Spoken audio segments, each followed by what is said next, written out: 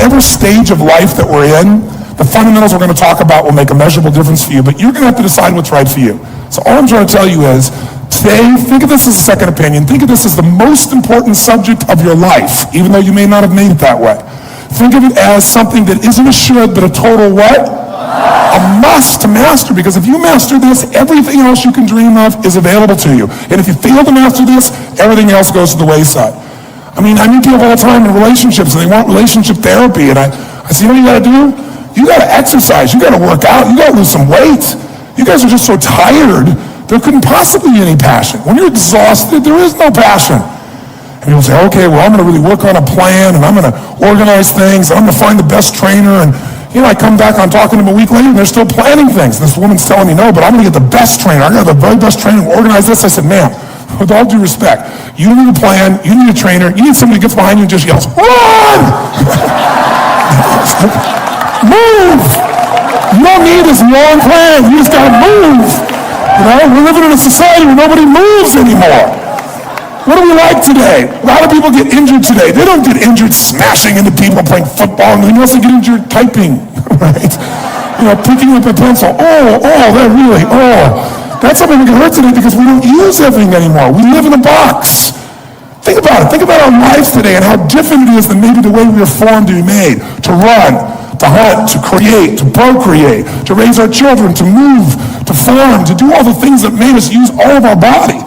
Today, what do? You wake up and you have this box life. You have a box breakfast, right? You get in your box car, you drive to your box office, you load up a box elevator. You don't use the stairs, of course, right?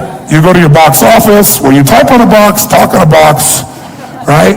Go into a box room for meetings, right? Sure enough, got a little box you can type on, listen to music on, box, have your box lunch, drive your box home, or get in the train or subway, another box home, get home to your box, and then turn on the box, type on a box, message on a box, and maybe go get a cylinder to change your state, right? Maybe. And most people's idea of exercise in our society today is fill the tub, pull the plug, and fight the current. That's the world we live in today.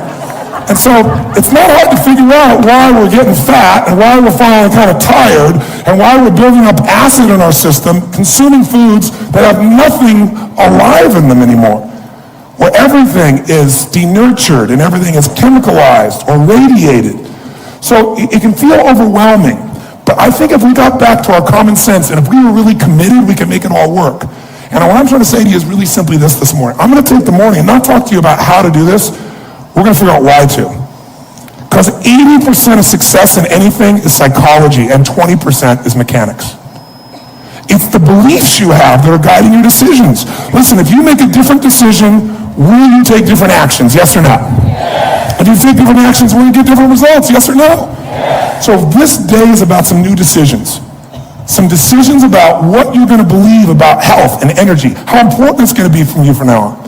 What's going to be a must for you versus a should for you. And it's not going to be a day about giving everything up. So those of you who stop breathing while I'm talking about that, I'll give you a little clue. Now, if you met me when I was 25, that's what everything was. Everything was give everything up, right? Because I was a masochist. I was extreme. But thank God I met my wife, Sage. Right? Anybody who's been through our Life Mastery program, they all bow to Sage because she balanced me out. Before I met Sage, I'd gone 24 years without one bite of chocolate. 24 years. I didn't eat ice cream. I didn't eat anything. And then I met her. And here's this woman who's just beautiful, mentally, emotionally, spiritually, physically. And I met her getting my blood done at my own program. And sure enough, she's amazing. We make a connection, became friends. Long story short, though, in doing the blood with her, when I finally started to date her, I thought, this woman, she's into wheatgrass. She's a phlebotomist. She could do my blood daily. I know how I'm doing it. This is cool stuff, that's really cool. She's an acupuncturist, right? So she can do acupuncture. And frankly, I have, a certain amount of pride in my understanding of vitality and health and my ability to execute in that area.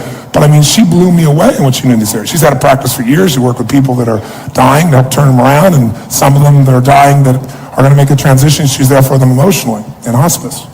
So she's an unbelievable woman. So we go out on a date. And we're talking everything else. And at the end of the day, I'm thinking wheatgrass, we're going to have greens. I mean, she's going to be the easiest lifestyle in the world. I mean, being around her will be so easy. And she orders a hot fudge sundae. I was like,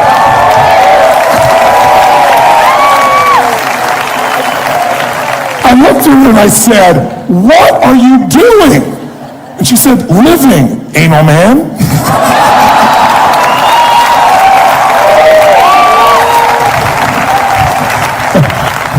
And I said, are you crazy or insane? She goes, everything's in balance. You don't have to be so extreme every single moment of your life. She goes, here's my theory. It's called zig and zag. She goes, I zig. I live this stuff 90% of the time, but I give myself the chance 10% of the time to play and enjoy. I was like, ooh, I didn't like that at all. Playing and enjoying, right? Preaching up entertainment. Because, you know, it took an unbelievable amount of discipline to create the changes and momentum in the other areas of my life, and I applied it here too.